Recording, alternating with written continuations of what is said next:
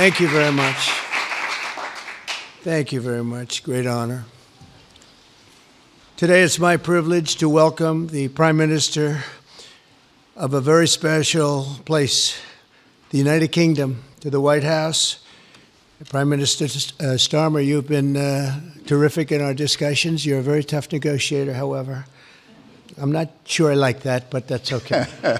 Very, very special person. The Prime Minister and I have gotten off to an outstanding start. The U.S. and U.K. have a special relationship, very special, really like no other, passed down through the centuries, and we're going to keep it that way. We're going to keep it very strong as it is.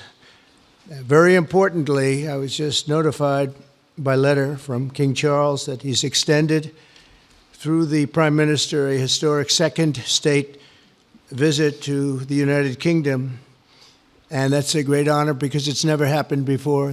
One person has never been extended that honor, and I really do call it an honor, but it's not for me, it's for our country. It's respect for our country. So I just want to thank you, and I want to thank King Charles. Thank you very much, and we accept. I don't know if the media is going to follow us. I have a feeling they might. Okay, thank you very much. Appreciate it.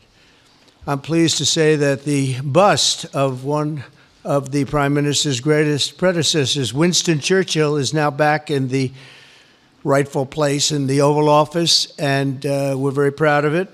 Our meeting today and the various breakout sessions we had were tremendously productive. Most importantly, I provided the Prime Minister with an update on our efforts to end the bloody and horrible war in Ukraine with Russia, which would never have happened if I were president. That was not going to happen. I promise you that. After 3 years of hellacious conflict, approximately 1 million Ukrainians and Russians have been senselessly killed, but the number, I believe, is much higher than that. Countless schools, hospitals, towns, and beautiful ancient churches have been absolutely obliterated. To begin the process of ending this spiral of death, I had historic back-to-back calls with President Putin, very successful calls, I might add, and President Zelensky, and my team also spoke with the Secretary General of NATO on numerous occasions, and we're working very hard to get that war brought to an end. I think we've made a lot of progress, and I think it's moving along pretty rapidly. And I want to thank all of the people that are here that have been working on it. And we'll let you know what happens. It'll either be fairly soon or it won't be at all. In addition, this week I met with President Macron of France, as you know, and held talks with members of the G7. Tomorrow, the progress toward peace will continue when President Zelensky visits the White House. He'll be here tomorrow in the early part of the day, and we'll be signing a historic agreement that will make the United States a major partner in developing Ukraine's minerals and rare earths and oil and gases, and we have a great understanding. I think it's going to be great for Ukraine. We're going to be at the site, and we'll be digging. We'll be digging. Dig we must. A big utility in New York, Con Edison, they used to have a sign, dig we must, and we will be digging.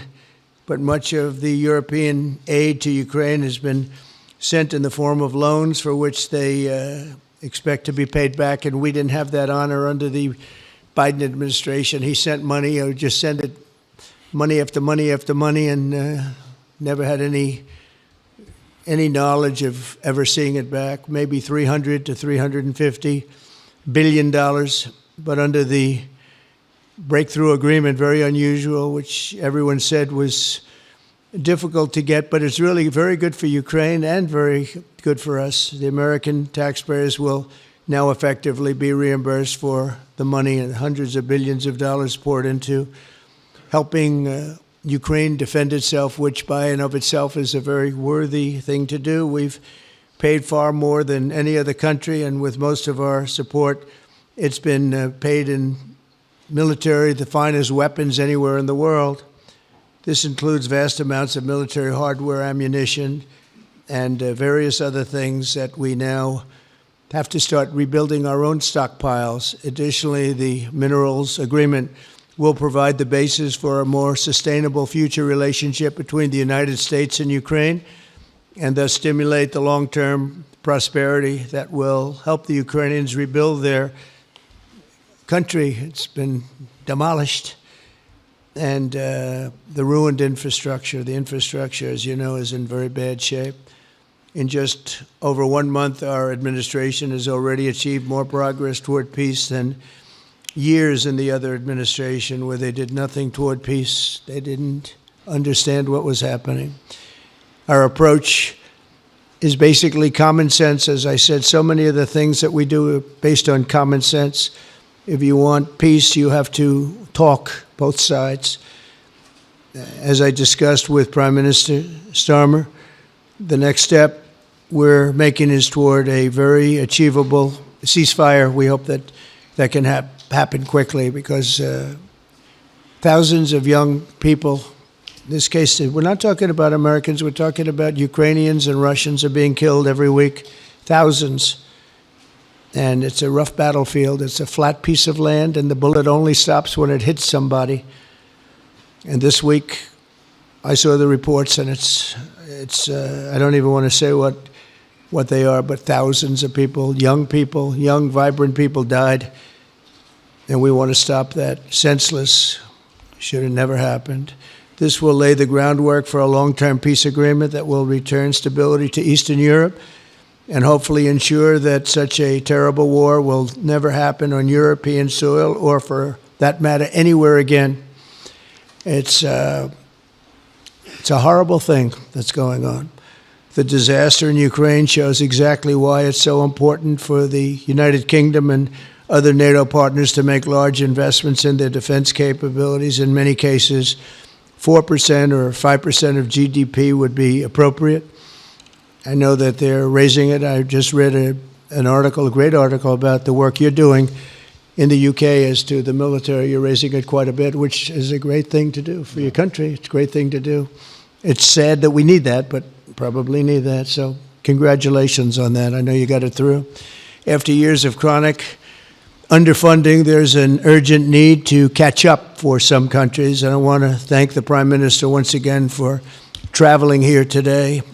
Working together, I believe that we'll once again demonstrate the power of our country's unique friendship. This is indeed a unique friendship. It's been many years, and I think it's only gotten stronger, and we will make sure that it stays that way. We're going to have a great trade agreement. One way or the other, we're going to end up with a very good trade agreement for both countries, and we're working on that as we speak. I think we'll have the confines. I think we'll have something maybe even in terms of possibilities agreed to very shortly. JD's working on it, Vice President, and Scott, and I'm just looking, this all from Mike. You're going to work on it. Everyone's going to work on it. We'll see if we can do something pretty quickly, but we're going to make some great trade agreements with the UK and with the Prime Minister, and it'll happen very quickly. So I just want to thank you again, and please thank King Charles for the invite, and I look forward to you giving our acceptance on behalf of the United States of America. Thank you very much, sir.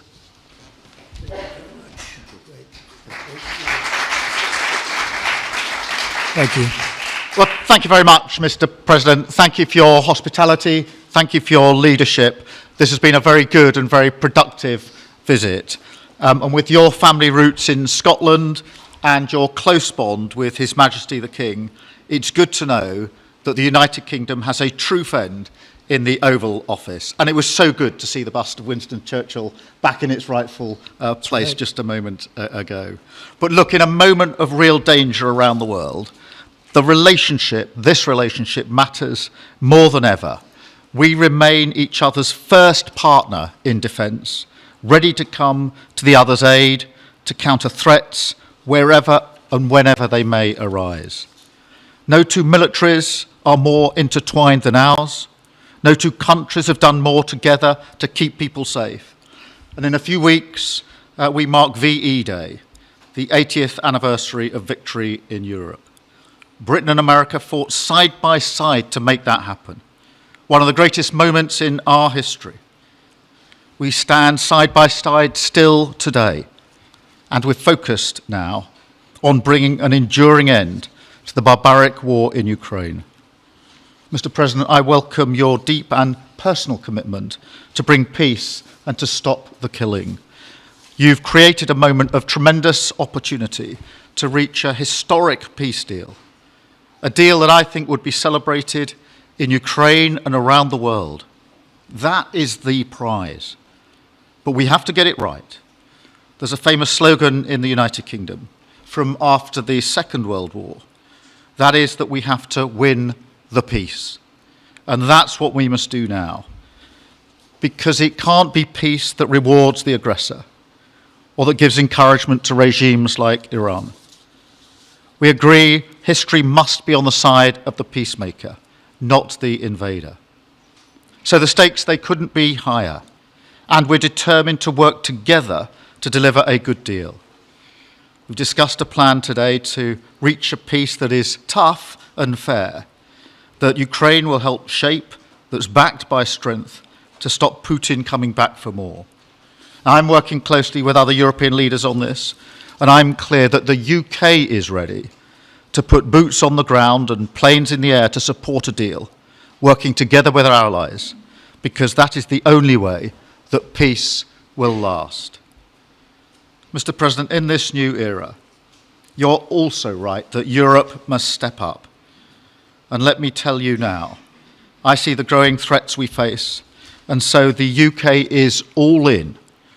This year we'll be giving more military aid to Ukraine than ever, and just this week I've set out how we're shouldering more of the security burden. We're already one of the biggest spenders in NATO, and now we're going much further, delivering Britain's biggest sustained increase in defence spending since the Cold War. This isn't just talk, it's action, rebalancing the transatlantic alliance, making us all stronger, and standing up for our shared values and shared security, as Britain always has. Mr. President, it's no secret we're from different political traditions, but there's a lot that we have in common. We believe it's not taking part that counts. What counts is winning. If you don't win, you don't deliver. And we're determined to deliver for the working people of Britain and America, who want and deserve to see their lives improve. So we're both in a hurry to get things done, and that's what the UK and US do when we work together. We win and we get things done. So we'll do what it takes to keep our people safe. We'll also work together to deliver some big economic wins that can benefit us both. We have a $1.5 trillion invested in each other's economies, creating over 2.5 million jobs across both economies. Our trading relationship is not just strong, it's fair, balanced, and reciprocal. We're leaders together in so many areas, ranked 1 and 2 in the world as investment destinations, 1 and 2 for universities, 1 and 2 for Nobel Prizes, 1 and 2 in golf as well, by the way, and we're the only 2 Western countries with trillion-dollar tech sectors, leaders in AI. And look, we take a similar approach on this issue. Instead of over-regulating these new technologies, we're seizing the opportunities that they offer. So we've decided today to go further, to begin work on a new economic deal with advanced technology at its core. Look, our 2 nations together shaped the great technological innovations of the last century. We have a chance now to do the same for the 21st century. I mean, artificial intelligence could cure cancer. That could be a moonshot for our age. And that's how we'll keep delivering for our people. There are so many opportunities. Keep our nation strong and fulfill the promise of greatness that has always defined this relationship. Finally, to underline the importance of this bond. It was my privilege and honour to bring a letter with me today from His Majesty the King, not only sending his best wishes, but also inviting the President and the First Lady to make a state visit to the United Kingdom an unprecedented second state visit. This has never happened before. It's so incredible, it will be historic. And I'm delighted that I can go back to His Majesty the King and tell him that President Trump has accepted the invitation. So thank you. Our teams will now work together to set a date, and we look forward to welcome you in the United Kingdom. Thank you once again. Thank you very much. What a beautiful accent. I would have been president 20 years ago if I had that accent. Thank you very much. Okay, let's see here. Go ahead, please. Thank you, Mr. President. Earlier today, you told me that you believe that foreign countries pay tariffs, but Americans who are concerned about higher prices believe, as most people do, that they're paid by consumers and importers when they import things into this country. Can you explain how you came to this belief that foreign governments are paying tariffs? And for the Prime Minister, did you discuss with President Trump his repeated statements of desire to annex Canada? And has the King expressed any concern over the President's apparent desire to remove one of his realms from his control? So I'll go ahead. The first part, the tariffs are necessary because we've been treated very unfairly by many, many countries, including our friends, friend and foe. But we've been treated very unfairly in trade at levels that nobody's really ever seen before, and especially under the Biden administration, they really took advantage of the United States. I put massive tariffs on China during my 4 years. We had the best economy in the history of our country. Probably the best economy, maybe the best economy in the history of the world. And I used tariffs to even things up. And in particular with China, we took in hundreds of billions of dollars and we had no inflation. And it's a myth. It's a myth that's put out there by foreign countries that really don't like paying tariffs, and especially to even up. So we've been treated badly by a lot. We're using tariffs.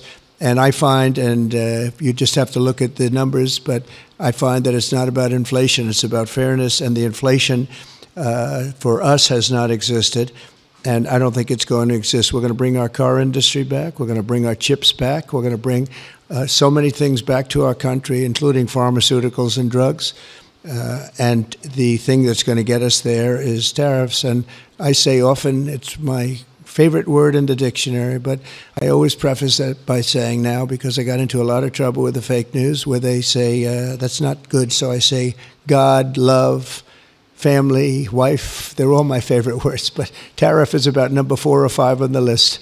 But I will tell you, it's going to make our country rich, and it's going to stop us from being a laughing stock all over the world, because we have been taken advantage of like no country has ever been taken advantage of. Thank you very much. And look, we had a really good discussion, a productive discussion, a good discussion, as a result of which our teams are now going to be working together on an economic deal. Our teams are going to be working together on security in Ukraine.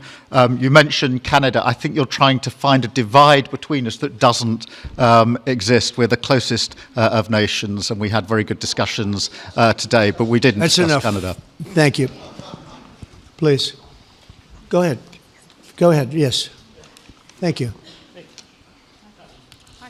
Hi, Natasha Clark from Hi. LBC. Mr. President, you've said you're working on a new trade deal with Britain, which we of course welcome. President Obama once said Britain was at the back of the queue for that trade deal. Where are we now? When do you think we're going to see that? And Prime Minister, the BBC has today admitted serious flaws over the recent Gaza coverage, suggestions of payments made to people linked to Hamas. Does the BBC still have your trust? Thank you.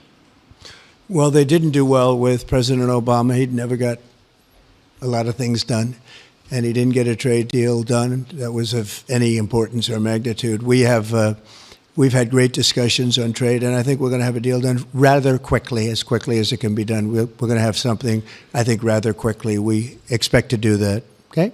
Please. On the BBC, look, I've been concerned about the programme in question. The Secretary of State had a meeting with the BBC. I think it was yesterday, it could have been the day before. Thank you. Jeff, go ahead. Thank you, sir. Pardon me. Mr. President, do you support Article 5 of the NATO treaty? And are you concerned that it might be triggered if European peacekeeping forces end up in Ukraine? I support it. I don't think we're going to have any reason for it. I think we're going to have a very successful peace, and I think it's going to be a long-lasting peace. And I think it's going to happen hopefully quickly. If it doesn't happen quickly, it may not happen at all. And we want it for two reasons. Number one, I want to see on a humane basis, I want to see soldiers stop getting shot, because largely it's soldiers now. Towns have been obliterated, but it's largely that. And I don't want to pay billions and billions and billions of dollars, nor does the Prime Minister or anybody else, on a senseless war that should have never happened. And we're going to get it taken care of. But I think it's going to be a peace that's going to be long-lasting. Do you have a question for the Prime Minister? Thank you. Mr. Prime Minister, you were asking the President today about a backstop for Europe if the peacekeeping force ends up in Ukraine. Did you feel like you got a satisfying answer for yourself and for Europe? And Mr. President, if you want to comment on that as well, please do. I felt we had a very productive discussion. Obviously, as the President says, the deal has to come first. But yes, our teams are going to be talking about how we make sure that deal sticks, is lasting and enforced. So our teams will be talking about that. Okay. Please, Blue. Mr. President, some experts think it could take more than a decade to mine the precious minerals from Ukraine.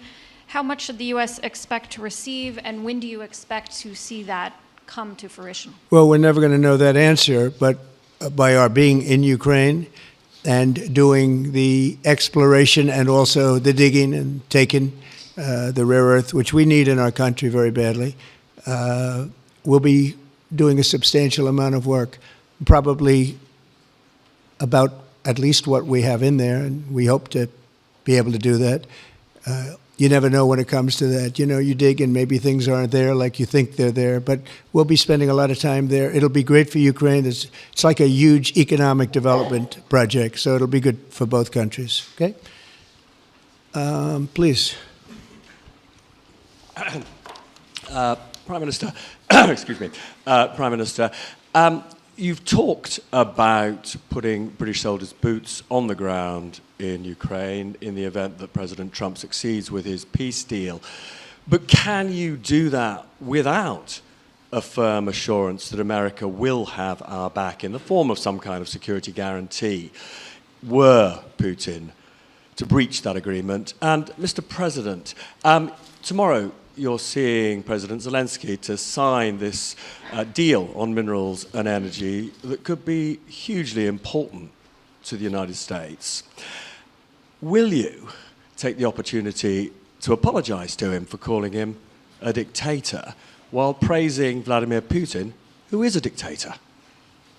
Well, Robert, let me start by saying I've been really clear today and previously that I think that European countries, including the United Kingdom, need to step up in our own defence and security. We've been doing that in recent days. You saw the announcement we made on spending just the other day.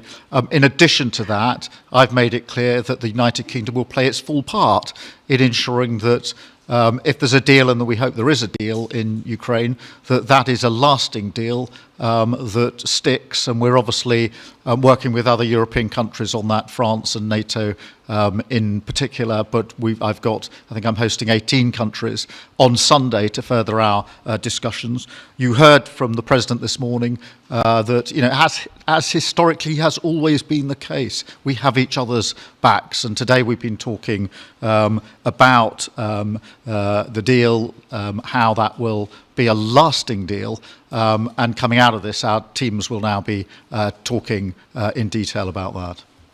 And I think we're going to have a very good meeting tomorrow, 11 o'clock. And I think we're going to have a very good meeting tomorrow morning. We're going to get along really well, okay? We have a lot of respect. I have a lot of respect for them. We've given them a lot of equipment and a lot of money, but they have fought very bravely, no matter how you figure it. They have really fought. Somebody has to use that equipment, and they have been very brave in that sense. Yeah, please, go ahead.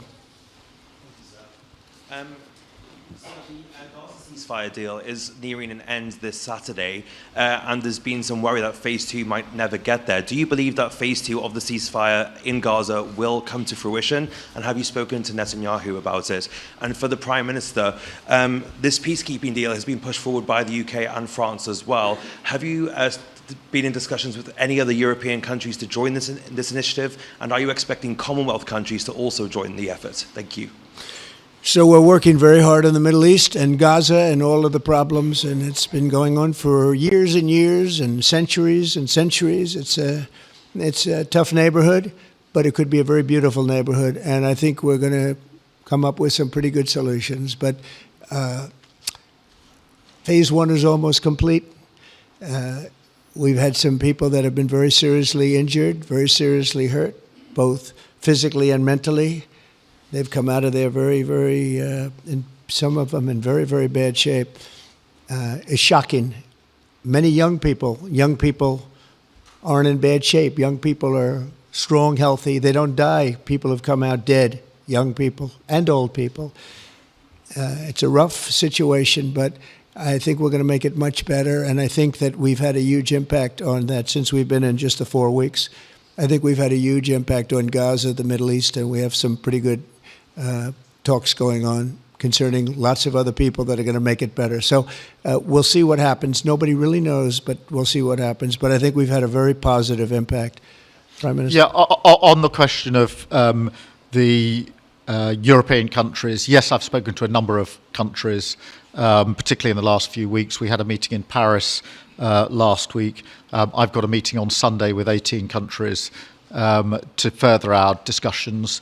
Obviously, we've been talking quite intensely to our French colleagues and to NATO, but to other countries as well, because, as I say, I think it's important for European countries, including the United Kingdom, to step up and do more in the defence and security of Europe and our continent and the United Kingdom, and we'll do so. Well, we're talking to a number of other countries. Thank you. Yes, in the red, please. Pink red, flaming red. Is it me or her? Go ahead. Okay, thank you, Mr. President. A question on Ukraine. Number one is, if you're not considering the security guarantees, are you open to other forms of, for example, intelligence cooperation with Ukraine? And Mr. Prime Minister, President Trump has proposed a plan for Gaza. Does this fit into the two-state solution that the UK held for a long time? Do you see it fit into your general Middle Eastern strategy? Thank you so much. Yeah, thank you very much. We're open to many things, but before I even think about that, that's almost pleasant to think about because that would mean that peace has been arrived at. We have to arrive at that peace. And, you know, you went 3.5 years with an administration that never even really had a meeting. They didn't have a meeting on peace. And there was no prospect of peace. I think, frankly, Russia wanted to go through the whole long deal. I don't think they do anymore. I don't think they do. We had a very big impact on that whole situation. But I don't like talking about phase 2 until I get phase 1. Phase 1 is I have to make peace. And we have to get Russia to agree. We have to get Ukraine to agree. And I think we will. I think we've come a long way. I believe we're going to get it done. I wouldn't say that if I didn't think so. And I think it will be very important, very historic, and we're going to save a lot of lives.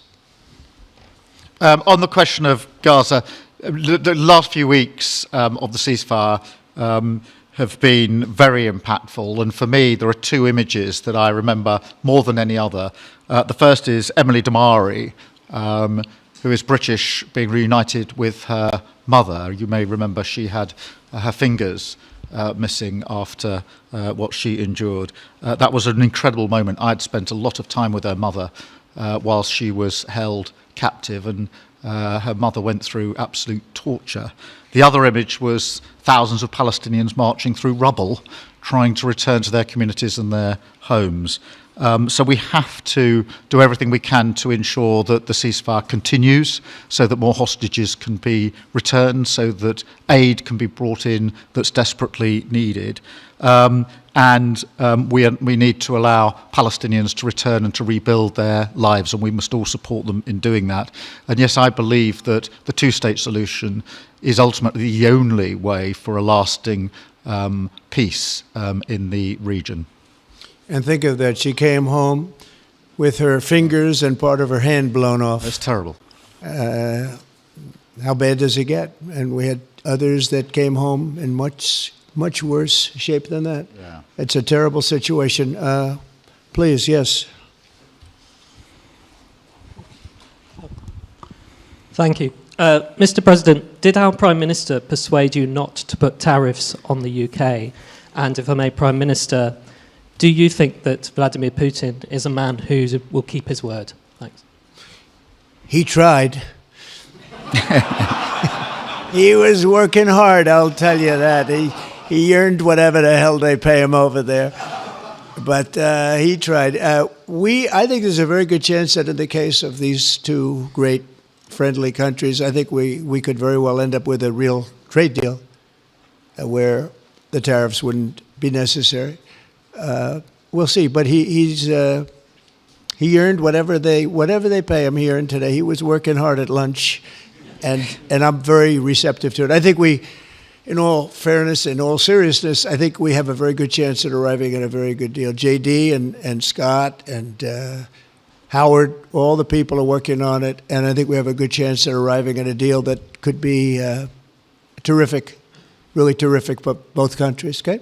Thank you. On the second part of the question, I think my views on Putin are pretty well rehearsed and pretty well known, and my concern is that if there's a deal, and I hope there is a deal, that it must be a lasting deal, that it's not a temporary measure, and that is why I think it's really important that Putin knows that this deal, a historic deal, which I very much hope comes about, is there, and it's a lasting deal, and that we're able to deal with any inclination he has to go again or go further. I think we'll have two deals. I think we'll have a deal on ending the war, and I think we're going to end up with a great trade deal with you. And it's an honor to be with you, and I want to thank everybody very much. Thank you very much. Thank you. Thank you very much. Thank you.